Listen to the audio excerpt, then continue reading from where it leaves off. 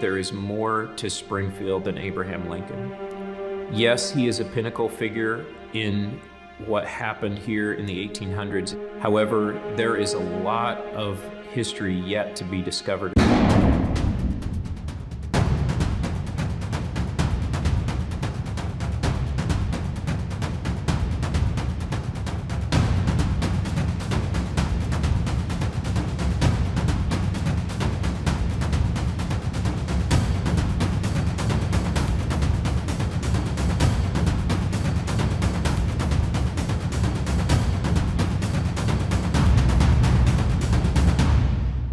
When General Orders Number 3 was read out announcing to the slaves in the Galveston area that they were free because of the Emancipation Proclamation.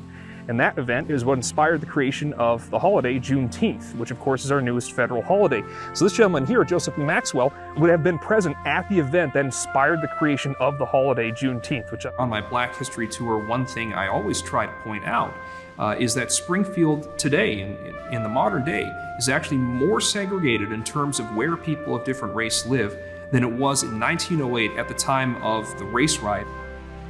The legacy of the past is still among us today, that we still are feeling the effects of historical events.